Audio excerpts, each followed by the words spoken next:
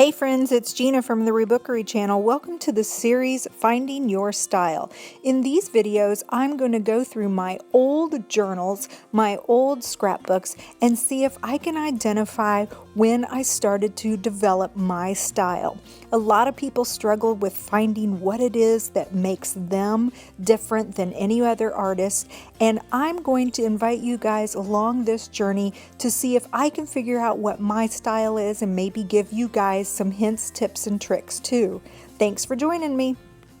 Hey there, beautiful friends. It's Gina. Welcome to the Rebookery channel.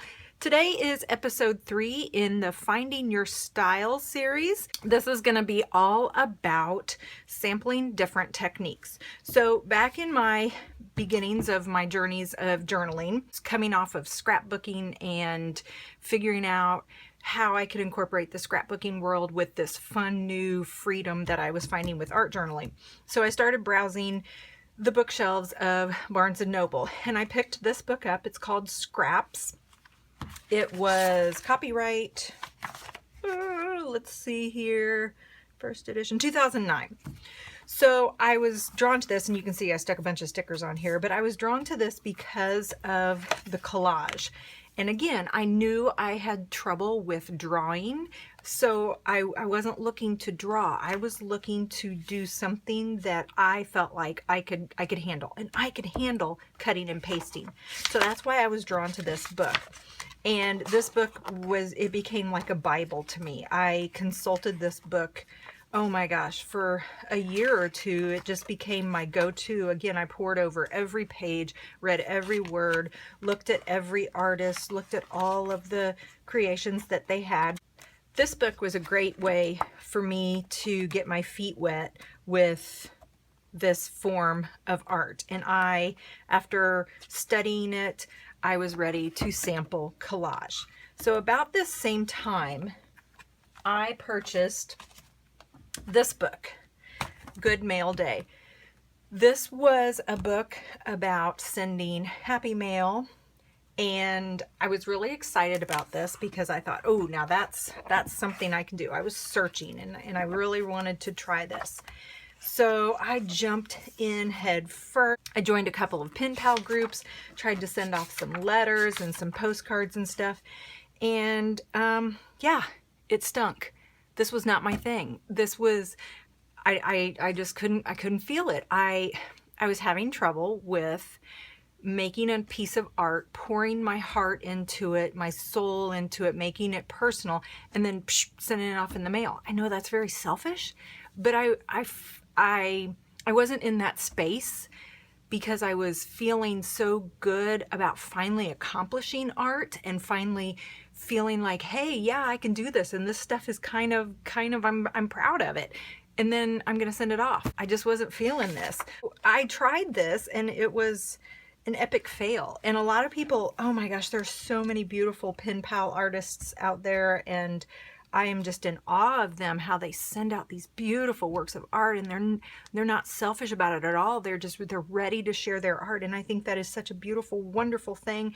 But this, it was not from me, but it was still an influence on me during that time. Once I figured out that mail art was not my thing, I went back to this whole thing of, well, let's collage, and let's collage in a book. Since I don't want to send it off, I want to keep it in a book. But I was very scared to go out and buy a nice journal. I didn't want to waste the money because I still had those feelings of my art wasn't worthy. It wasn't good enough. And what if I mess up? So I think this was in the dollar spot at Target, and it was these little photo albums, and I bought probably 4 or 5 of them. And I think I told you about I have a mini book obsession, so I was making mini books out of them. But what I did was I just decided to take this apart because it was only $1.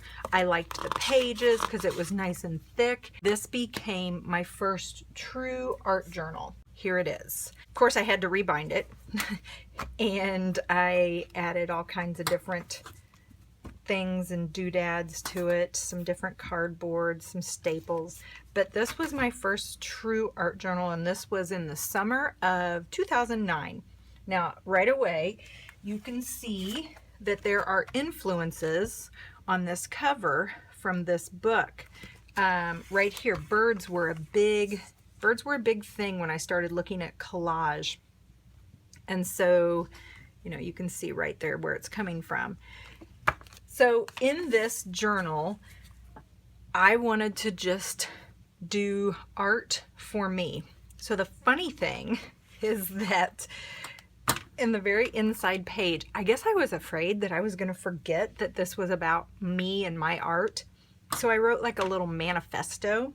It says, today I'm going to do it, but I'm going to start with a journal, an art journal. For me, just me, my eyes, my thoughts, my art. Even if it's dumb, even if it's not good, I'm really going to do it this time with no rules, no judgment, no limitations. Today is the day I will create just for the sake of creating. And I put my initials, put the date, and I wrote today is art. And that was what I wanted to look at every time I opened this journal.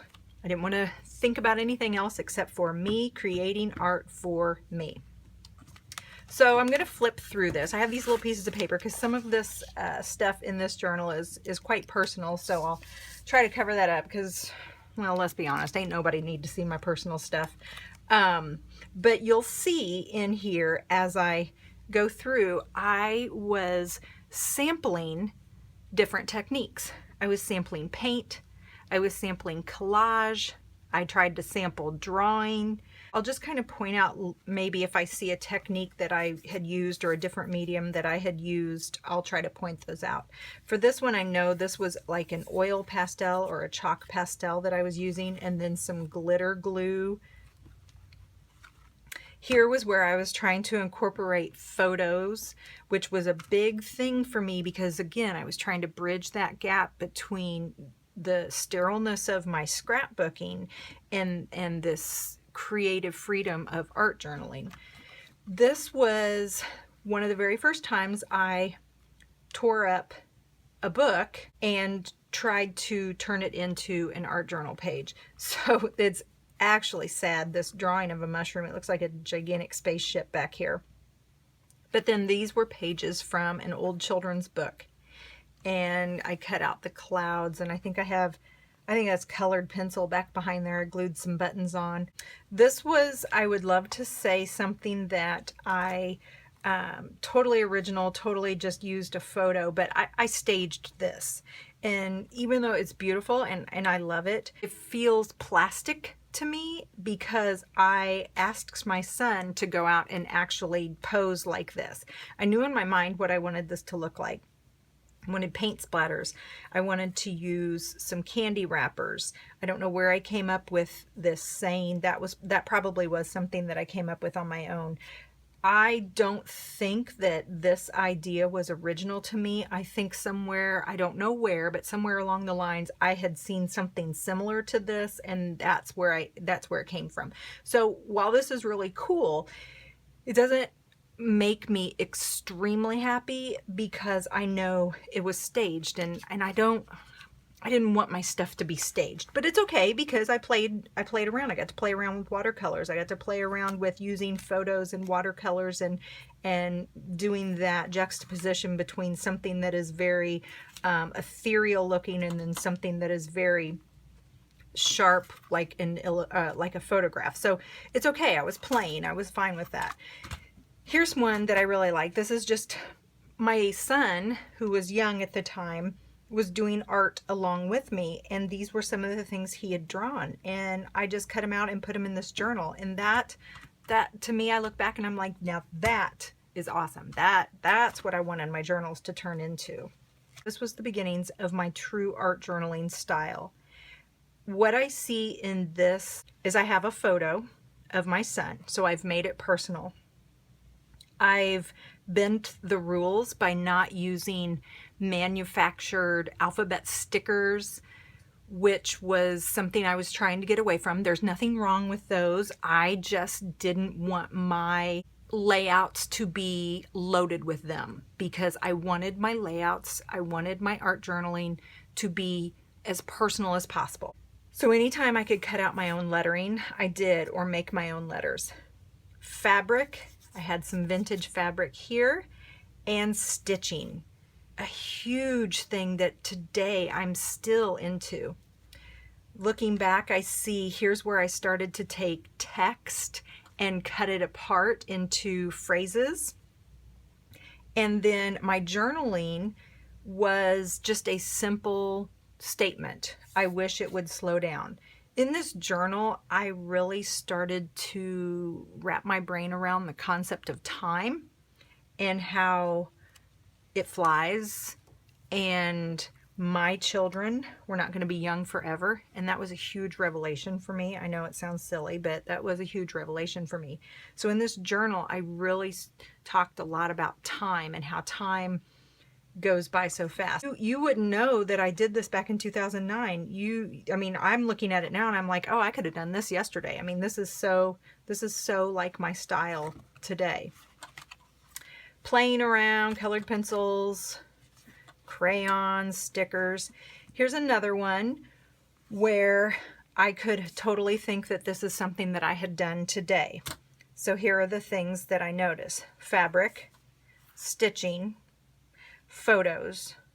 Fabric, stitching, and photos are like three things that I notice I always have in my art journaling. Playing around with paint and inks. This paper I was using was some watercolor paper, which I hadn't used before, and so I just kind of wanted to see what paint would do on a watercolor surface. On this one, I incorporated image transfer. This was a packing tape image transfer. And again, with the stitching and journaling that's just kind of hard to read, and that became something over the years that I became very good at, was making my journaling hard to read, because I don't always need to go back and read what I've written. Here's another one where I incorporated a photo and made the journaling be very choppy. It was a lot of phrases. It was a lot of just descriptors or observations. And that is the type of journaling that I felt very safe with. I played around with some interactive elements. I used some old photos of myself. Here I used some magazine images, some watercolor in the background, some acrylic paint. This is where I really started using circles. This page right here is kind of a cool one. This looks like I had done some, oh gosh, I want to say this looks like oil pastel. I didn't even know if I was using them the right way, but this was actually one of my first attempts at truly journaling. So this is what I had written about how I felt about writing. And I wrote it, photocopied it, then did an image transfer with, this looks like packing tape, and then put the packing tape down on top of the page. Now I go back all these years later, and what has happened is this packing tape has kind of bubbled up, and it has given the coolest effect to this page, and it makes it kind of crinkly. And I didn't even know that was going to happen. When I first put this down, 8-9 years ago, it was very smooth, but over the years it's bubbled, and it's actually become a really cool effect. So that's kind of awesome. I was trying my hand at some hand stitching. I had a lot of junk inside that I needed to get out, and this journal just turned into the perfect place to get that stuff out. So that's why I'm covering up a few of these pages, is because there's just some really, I don't know, my husband calls them my hate journals. This is one of my hate journals where I just have a lot of nasty stuff I needed to get out, and I'm okay with that. This was a safe place to put them, and I paired them with some art. I don't go back and I don't read those pages, but I know they're there, and I purged myself of them, and that's okay.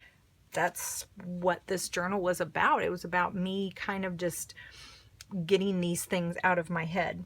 This is one I'm really proud of, and I know it looks like a second grader did it, but this was me giving myself permission to draw. And I told you, drawing is just not my thing. So when I look at this, I'm like, oh my gosh, this is awful. This is very awful. Stick people, the little lollipop trees. But here's the thing. I do that now, and I'm I'm okay with it. I love when I draw stick people in my houses and my lollipop trees now. And I think the difference is back here, I was so scared to try it. And this is really all I knew. This is all I knew how to draw. Now I'm relaxed with it. And when I draw it, it doesn't look like I'm scared. This looks like I was scared to draw this. It really does. I've accepted that this is what I draw, and I'm all right with that. And once I accepted it, it was like game on. Here's where I started to use some vintage papers in the backgrounds of my pages. This was some image transfers that I had done, and then just me talking about how I was just tired all the time. As a mom, you guys know, oh my gosh, tired all the time.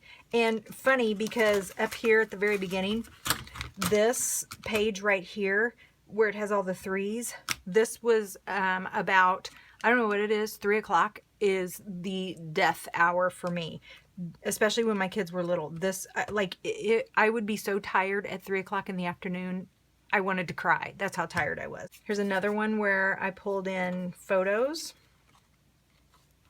Here's one where I did a lot of reflecting, of me wondering, was I a good enough parent? You know, sometimes we wonder those things, and I'm like, I got to get that out of my head. And once I put it all down on paper and kind of made it pretty, I was like, oh yeah, I don't wonder that anymore. It's not in my head anymore. I don't need it to take up space in my head. So that felt very refreshing. Here's an attempt at collaging. And then in this journal page right here, I like this one because this was where I started playing around with interactive. So I used my Zutter Bind It All and attached this envelope, and it's kind of mangled now, but I mean, that's okay. And in this envelope, I have a little pocket right here where I put these little cards that I had some journaling on, and then I just kind of glued the word mail there. This is a little plastic envelope. Then in here I had some journaling cards. Had a lot I needed to say about this, evidently. And then it kind of folded over. I had more journaling. Then over here was another little envelope where I had all of these little cards that I had written on. And so I liked this because this was the first time I was really starting to play around with interactive elements, and that was kind of cool.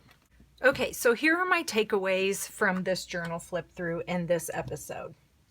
First thing is, it is a-okay to try something, to give it your all, and it not work out. That is okay. That is part of the process. That is making a mistake and then moving on from it. I mean, how else are you going to learn that mail art is not your thing if you don't try it and, you know, fail at it? So failing is okay. Failing is very much an option, because when you learn from it, then it's not a failure. It's just a mistake. And, you know, you're just like, oh, well, that doesn't work for me. So it was okay to try something and it not work out. The other thing I took away from this is try as many or sample as many different techniques and inspirations as you can. The third takeaway is that journaling is great therapy. It is an awesome way for you to get those things out of your head and put them down on paper. You don't ever have to go back and read them again. You can cover them up with beautiful art. You can burn the page, you can throw it away, you can scribble over it, which I have done in previous journals.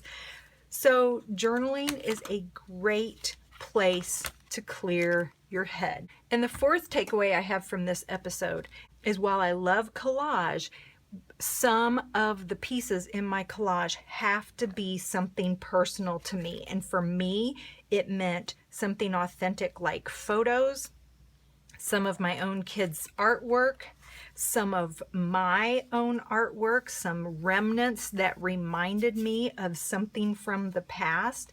It had to be something that made it mine. What I encourage you to do, guys, for this episode is find a muse, find some techniques, go out and sample them, try some things that you haven't tried before. And then I also want you to think about, what are some things that you've tried that just didn't work for you? And can you remember why they didn't work for you? Guys, thanks for hanging out with me today for this episode. If you like this, give me a thumbs up, subscribe, share it with a friend, and let me know if you have any suggestions for further episodes in the comments below. Love you guys. Take care. Have a great day. Bye.